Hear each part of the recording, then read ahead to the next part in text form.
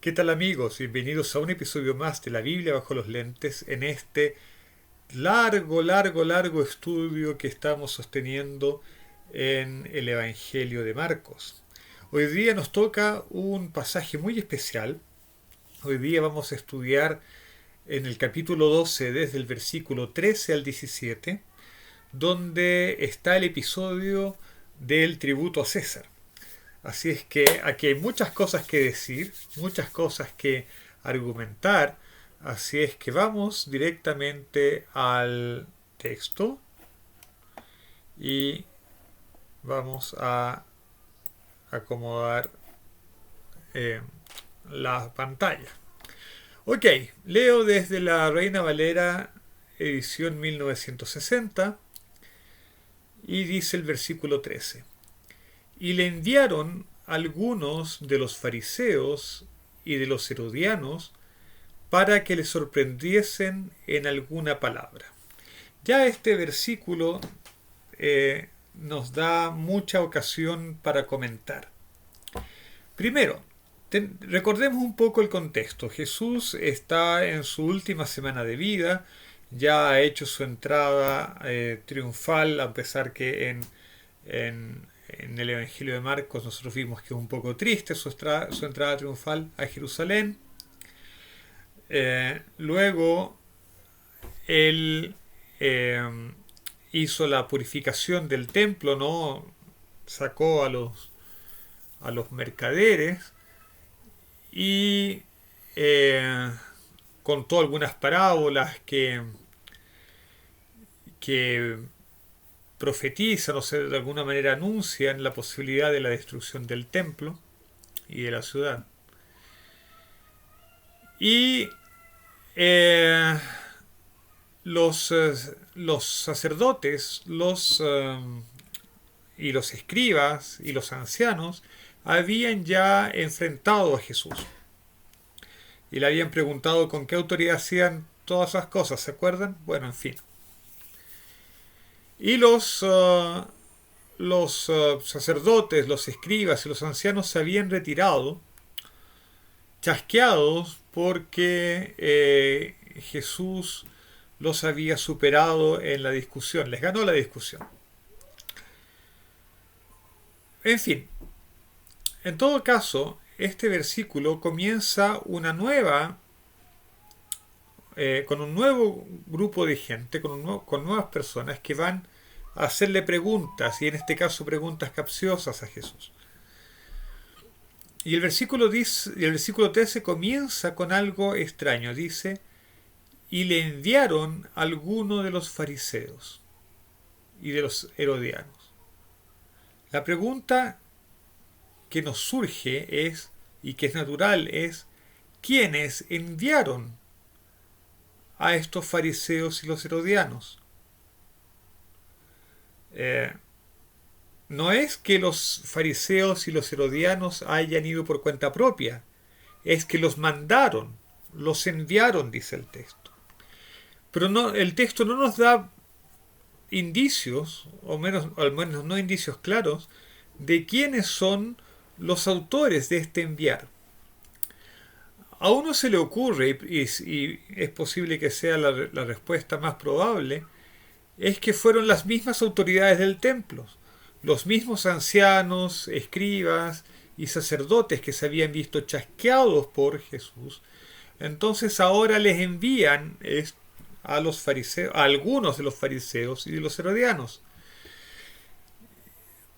Pero esto sigue siendo extraño porque los saduceos, los fariseos y los herodianos son todos partidos distintos y competitivos entre sí. Ninguno de ellos gusta de los otros. Pero de todas maneras aquí parecen que están aliados delante de un adversario común, que es Jesús. En todo caso, fíjense que el texto no dice que fueron enviados los fariseos, ni siquiera los principales de los fariseos, sino que dice alguno de los fariseos y los herodianos. Mateo, si no me engaño, vamos a verificar. Mateo eh, va a hablar de los discípulos. En Mateo 22:16 va a decir, y le enviaron sus discípulos junto a los herodianos. Es decir, los que fueron discípulos de los fariseos. Probablemente gente joven, manipulable. Eh, bueno, eso sigue siendo cierto hasta hoy en día, digamos. En fin. Iban los fariseos y los herodianos. Los fariseos y los herodianos también son irreconciliables entre ellos. A pesar que en el Evangelio de Marcos ya los habíamos visto juntos una vez. Cuando Jesús, después de hacer un escándalo en la sinagoga, eh, procuraban cómo eliminar a Jesús, cómo matarlo, de hecho. Pero después de eso los fariseos habían quedado fuera del Evangelio, del relato del Evangelio de Marcos, y ahora los vemos, algunos de ellos, a los más jóvenes, a los discípulos de los fariseos, los vemos coludidos entonces con los herodianos para sorprender a Jesús. Varias cosas interesantes que decir así, aquí. Primero, que los fariseos y los herodianos están en las posiciones diametralmente opuestas en lo que se refiere a la pregunta que le van a hacer a Jesús. Recordemos, le van a preguntar acerca de si es lícito o no dar tributo al César. Los fariseos tenían una posición nacionalista, es decir, a ellos no les gustaba la dominación romana, sin llegar al extremo de los celotes. Ok, a los fariseos no les gustaba, pero se resignaban. Los celotes combatían a los romanos. Los fariseos no. No les gustaban los romanos, pero se resignaban a la dominación. Los herodianos, en tanto, eran partidarios de Herodes, y Herodes tenía un acuerdo con los romanos para que lo dejen ser el rey de Judá. Por lo tanto, los herodianos a lo mejor tampoco gustaban mucho de los romanos, pero por lo menos pensaban que era útil una alianza táctica con ellos para mantener el poder. Y sin embargo aquí los vemos juntos. Y están juntos para sorprender a Jesús, dice la Reina Valera, para que le sorprendiesen en alguna palabra. La Reina Valera es suave en su traducción. El verbo griego que se utiliza es agreusosin. Agreusosin significa para cazarlo. Lo voy a decir en español. Para cazarlo, con Z. Para cazarlo. El verbo agreusosin implica cazar, atrapar a la presa.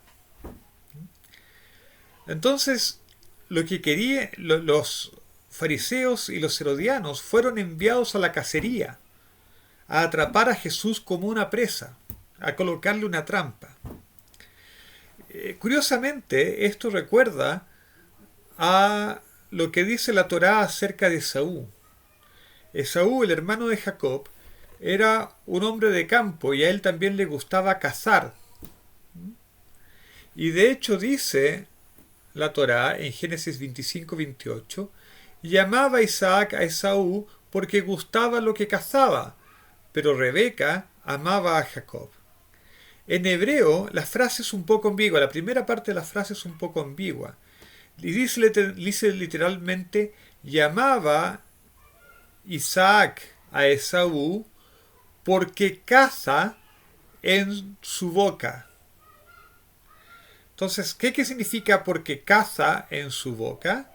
Uno lo puede interpretar como que Esaú colocaba lo que él cazaba, lo colocaba en la boca de Isaac, o sea, le daba a comer de aquello que él cazaba, y por eso Isaac amaba a Esaú porque le daba ricos asados. Pero la otra interpretación posible, la otra lectura posible es que Isaac amaba a Jacob, Isaac amaba a Esaú porque Esaú lo cazaba con su boca, es decir, con las palabras amables, con la lisonja, con el adular, eh, atrapaba a Isaac como una presa. Entonces, esa que es una interpretación rabínica del texto, y debe haber sido conocida por los fariseos que fueron a conversar con Jesús, esa interpretación hace que estos fariseos y estos herodianos se parezcan a Esaú, que es el archienemigo de Israel. Entonces, de alguna manera, los fariseos y los herodianos, al tomar esta actitud, se están tornando ellos mismos en el archienemigo de todo aquello que ellos creen. Y es una paradoja a llevar en consideración en el texto, creo yo. Versículo 14, que es donde se está centrada toda la trama. Viniendo ellos, le dijeron: Maestro, sabemos que eres hombre veraz y que no te cuidas de nadie, porque no miras la apariencia de los hombres, sino que con verdad enseñas el camino de Dios. ¿Es lícito dar tributo a César o no? ¿Daremos o no daremos? Bueno, este versículo es muy interesante y aquí hay muchas cosas que decir. Primero, fíjense que los fariseos y los herodianos hacen la pregunta con aparente respeto, llaman a Jesús de maestro, lo alaban, lo adulan, ¿no? Diciéndole que enseña con verdad, que es un maestro que no mira las apariencias, sino que va a la profundidad de las personas y de las cosas. Lo adulan. Es decir, ese aparente respeto no es más que pura hipocresía. El contexto lo muestra así y el versículo siguiente lo va a decir con todas sus letras. Los fariseos y herodianos adulan a Jesús.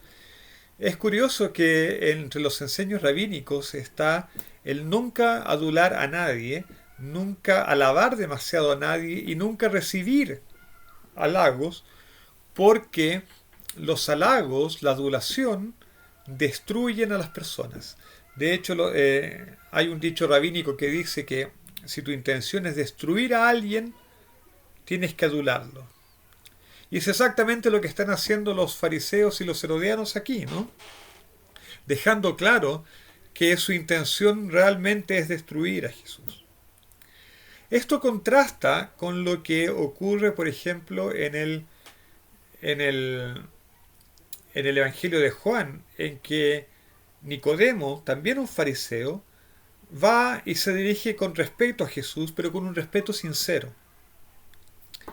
Esto también contrasta con lo que nosotros habíamos dicho hace un tiempo atrás, lo que habíamos visto un tiempo atrás en el Evangelio de Marcos, cuando Juan se encuentra con el joven rico. El joven rico lo llama de maestro bueno, y Jesús no acepta el halago. Le dice: ¿por qué me llamas bueno? Justamente no acepta el halago porque él sabe que el halago destruye.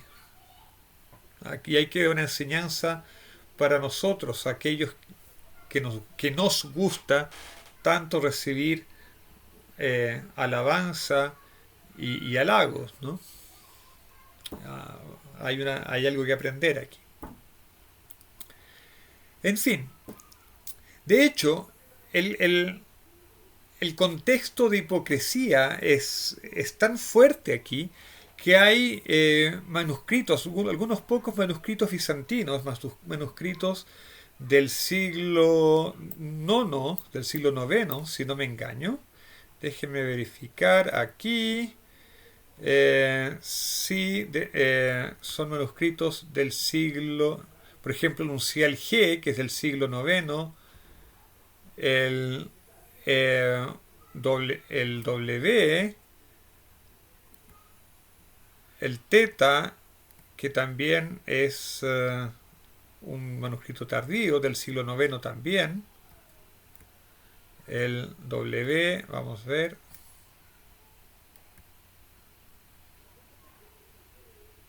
También del siglo IX y otros manuscritos posteriores, de la familia 1, la familia 3, en fin, que incluyen las palabras que dicen que la pregunta fue hecha en dolo. Dolos en griego significa engaño. O sea, estos manuscritos dicen explícitamente que los fariseos y los herodianos hicieron esta pregunta con la intención de engañar. Eso es como una curiosidad. Pero veamos las componentes de estas frases de elogio que dan los fariseos y los herodianos. Primero le dicen a Jesús: sabemos que eres veraz. Le dicen: aletes ei, eres verdadero. Para todo judío sabe que lo único que es verdadero es Dios. Lo único que es verdadero es Dios. Y la Torá. De hecho, la Biblia dice que Dios es verdad. Adonai Emet. Y que la Torá es verdad. Torat Emet. La Torá es verdadera. Así es que lo están colocando en una situación en que lo están comparando con Dios, en este caso. Luego le dicen: no te cuidas de nadie. La intención de la frase es decir que Jesús no tiene conflictos de interés, que no hace las cosas para agradar a alguien o algo o para ocultar posibles intereses que pueda tener. Cosa que sí estaban haciendo los fariseos y los herodianos, dicho sea de paso. Evidentemente, Jesús sí se cuida de las personas en el sentido de que se preocupa por ellas, pero no el que actúe por el interés de ser recibido por tal o cual persona. ¿Qué más le dicen? Le dicen: porque no miras la apariencia de los hombres. Aquí los fariseos y los herodianos le están atribuyendo a Jesús las características del juez justo que son enunciadas en Deuteronomio 1:17. En ese versículo se le dice a los jueces: no mostraréis parcialidad en el juicio, lo mismo oiréis al pequeño que al grande, no tendréis temor del hombre, porque el juicio es de Dios, y el caso que sea muy difícil para vosotros me lo traeréis a mí y yo lo oiré. En hebreo, la frase no mostraréis parcialidad en el juicio es lo tavidó panim bemishpat, que quiere decir literalmente: no reconocerán rostros en el juicio. Es decir, cuando tú estás juzgando a alguien, no tienes que mirar a quién estás juzgando, porque tu decisión como juez no tiene que ver con quiénes son los acusados, a quién estás juzgando, cuáles son las partes litigantes. Lo único que tienes que hacer es considerar los hechos, las pruebas, las evidencias que se presentan. Entonces, esas características se las están atribuyendo a Jesús, porque no miras la apariencia de los hombres. Le están diciendo: cuando tú juzgas según la verdad, lo que está en el interior, lo que es real, y no sobre aspectos superficiales. Ahora, todas estas cosas son ciertas acerca de Jesús, ¿no? Pero los fariseos y los herodianos lo estaban diciendo a modo de adulación. Finalmente le dicen: sino que con verdad enseñas el camino de Dios. Y aquí es muy interesante, porque están tornando este asunto religioso. enseñas el camino de Dios y lo haces con verdad. O sea, lo haces según la Torá, lo haces según Dios mismo. Porque la Torá es emet, es verdad, y Dios es emet, es verdad. Pero la pregunta interesante, la pregunta que yo me hago es, ¿a qué se refieren cuando dicen el camino de Dios? El camino de Dios se puede entender como la Torá. Derech Adonai es el camino de Dios, el camino del Señor. De hecho, en la Torá, en el Deuteronomio, por ejemplo, obedecer los mandamientos es llamado andar en los caminos de Dios. Por lo tanto, uno puede pensar que los caminos de Dios o el camino de Dios se refiere a la Torá, a los mandamientos de Dios. Pero también uno podría sospechar que se refiere al alajá. Alajá quiere decir literalmente el caminar, el camino. Y la alajá es como se llama en el judaísmo a la interpretación que se hace de la ley, que los rabinos hacen de la ley, para adecuarlas a las situaciones presentes. Es aterrizar, vamos a decir, es hacer la bajada, como se dice hoy día, de los mandamientos y los principios de Dios que están en la Torá a los reglamentos necesarios para regular el día a día actual.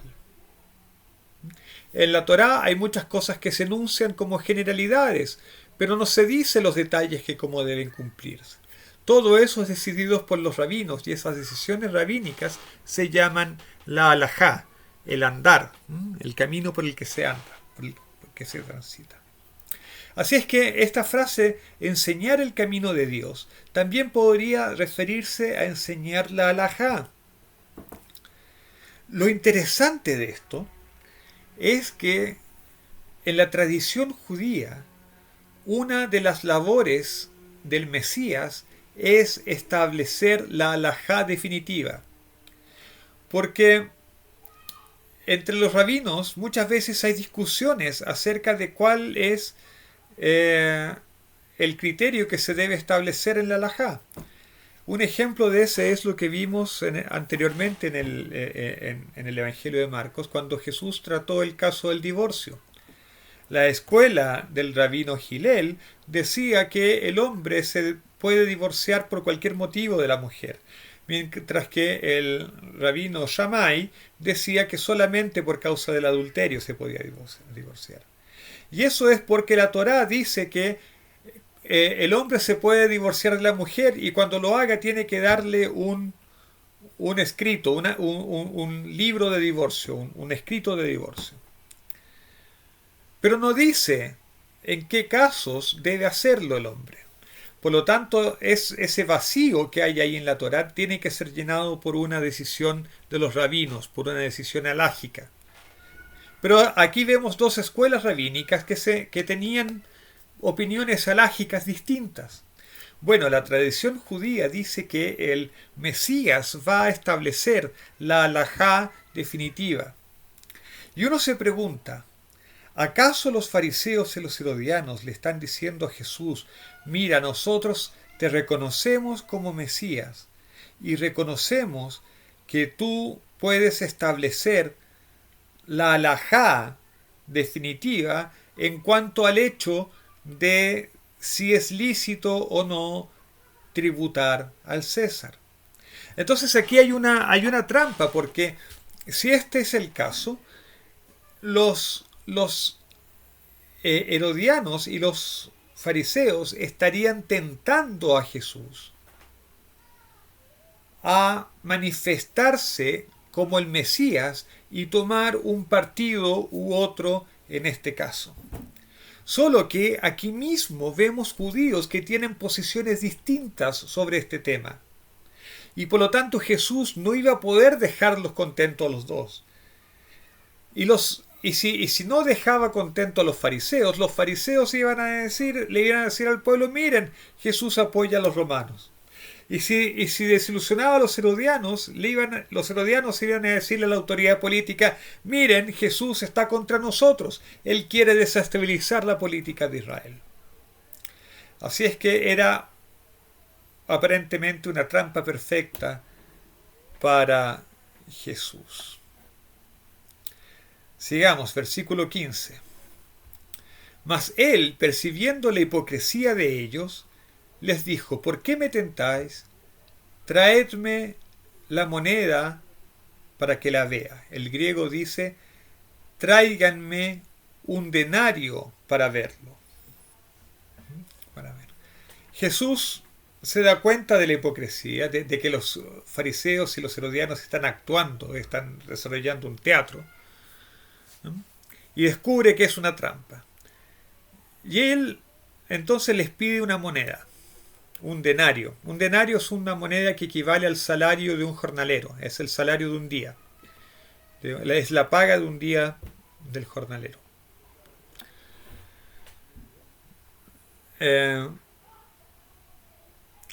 Ok, entonces ellos, dice, el versículo 16 dice, ellos le trajeron la moneda y les dijo, ¿de quién es esta imagen y la inscripción?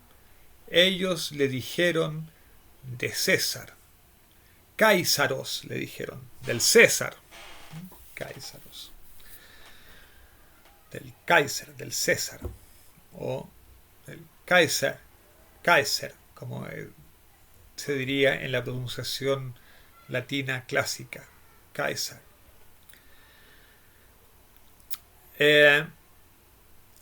Aquí hay una cosa curiosa.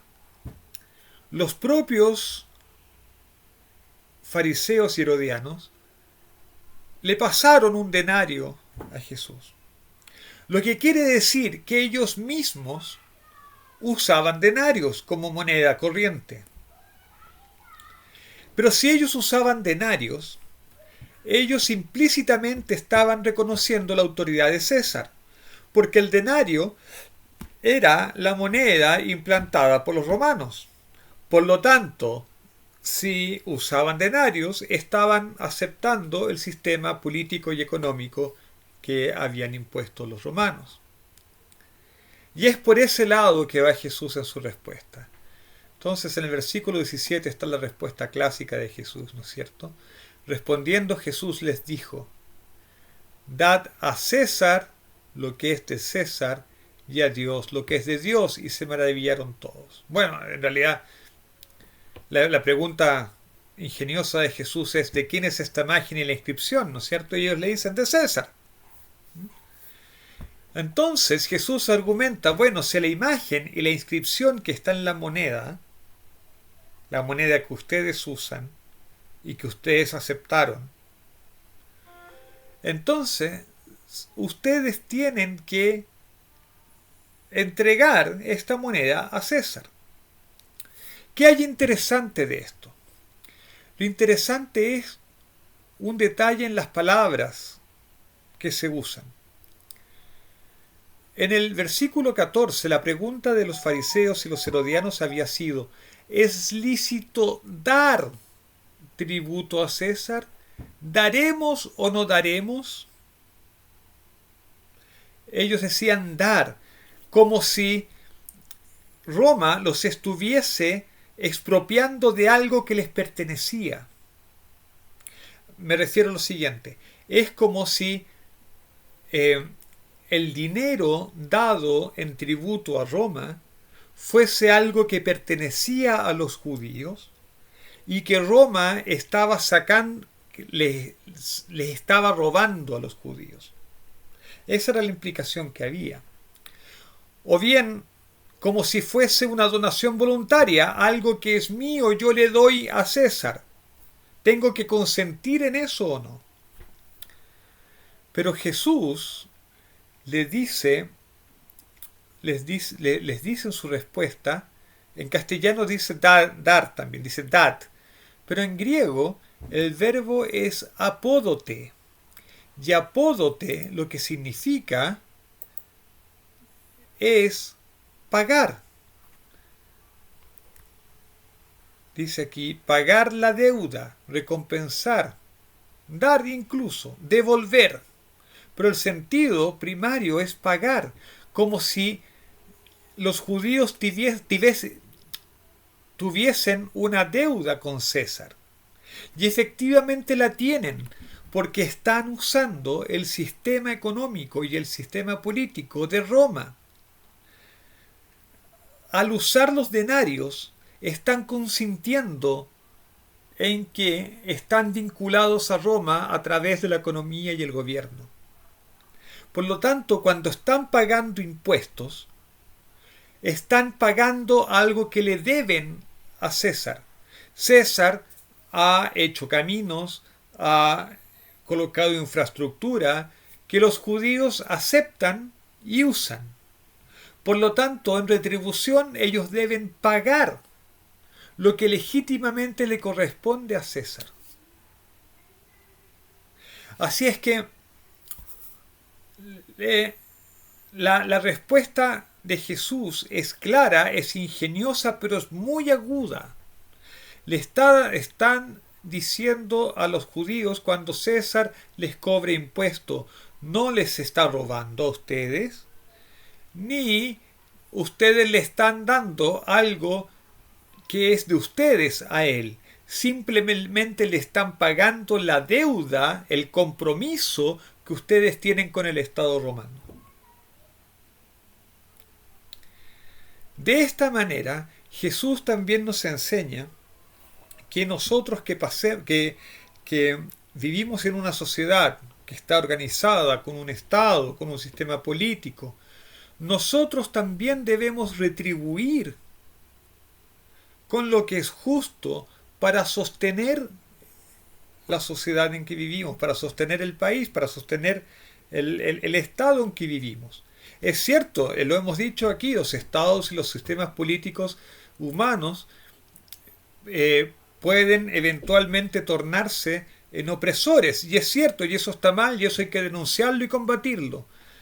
Pero un Estado, en cuanto beneficia a sus ciudadanos y aporta orden, aporta organización, aporta instituciones, es necesario sostenerlo porque nos beneficiamos de ello. A veces he escuchado a cristianos preguntándose si acaso deben votar en las elecciones. Por supuesto que deben votar. Por supuesto que deben ser buenos ciudadanos. Porque es nuestra obligación aportar a la sociedad de la que nosotros mismos sacamos provecho. Se ha llegado a pensar, y esto es un mal que denunciaba Ortega y Gasset hace casi 100 años atrás, se ha llegado a pensar que nosotros debemos recibir beneficios de la sociedad, pero que no estamos obligados a hacer aportes a ellos. Eso es un error y va en contra de las enseñanzas de Jesús en este versículo. Y eso lo desarrollará Pablo, ¿no es cierto?, en el versículo 13 en el capítulo 13 de Romanos, que dicho sea de paso ha sido tan mal interpretado. Pero lo que más me llama la atención del versículo 17 es que Jesús agrega algo más. Agrega y a Dios lo que es de Dios. O sea, hay que pagarle a César lo que es del César, lo que le pertenece a César, lo que legítimamente es de César, hay que devolvérselo. Pero hay que devolverle a Dios, hay que pagarle a Dios lo que legítimamente le pertenece a Dios. Y la pregunta, ¿qué es? ¿Qué es eso que legítimamente le pertenece a Dios y que hay que devolverle a Él? Y uno se pregunta, ¿serán los diezmos? ¿Serán las ofrendas obligatorias? Porque en Israel había ofrendas anuales que debían ser obligatoriamente dadas a Dios, por ejemplo, las primicias. ¿Serán los primogénitos? había que redimir a los primogénitos, y había una, una ofrenda también que se daba acerca de eso. ¿O será el pueblo mismo? Porque Jesús podría estar diciendo aquí que ya que el pueblo es el especial tesoro de Dios, tenemos que asegurarnos que el pueblo de Dios le continúe perteneciendo a Dios. Y la responsabilidad de los líderes religiosos es no desviar al pueblo hacia otros intereses o a los intereses particulares de ellos para servirse ellos de la religiosidad del pueblo, sino que deben asegurarse los líderes religiosos de que el pueblo continúe perteneciéndole a Dios, de cultivar la relación entre Dios y el pueblo. Y eso ha sido un descuido tanto en la historia del pueblo judío, sobre todo en la época de Jesús, como en la iglesia. Devolverle a Dios lo que es de Él. No creo que se esté refiriendo aquí Jesús ni al diezmo ni a las ofrendas obligatorias, porque los fariseos eran estrictos en eso. Lo cumplían muy bien. Pero yo creo que aquí Jesús se está refiriendo a algo que los fariseos no estaban haciendo. Y probablemente ellos no estaban dando el propio corazón, el interior de ellos, la propia acción y el pueblo mismo a Dios. Y la pregunta que debemos hacernos hoy día es: ¿qué hay de nosotros que nos estamos negando a entregar a Dios? ¿Qué hay dentro de nosotros que nosotros preferimos ocultar y guardarnos y no reconocérselo a Dios? Ojalá que podamos tener la valentía de ser buenos ciudadanos, pero al mismo tiempo de ser completamente fieles a Dios en lo que es nuestra entrega personal a Él. Y que de esa manera las bendiciones de Dios puedan llover sobre nosotros. Y que podamos finalmente un día estar en completa felicidad en la presencia evidente y concreta de nuestro Dios. Que tengan todos un feliz sábado y nos vemos, si Dios quiere, en el próximo episodio de la Biblia bajo los lentes. Chao.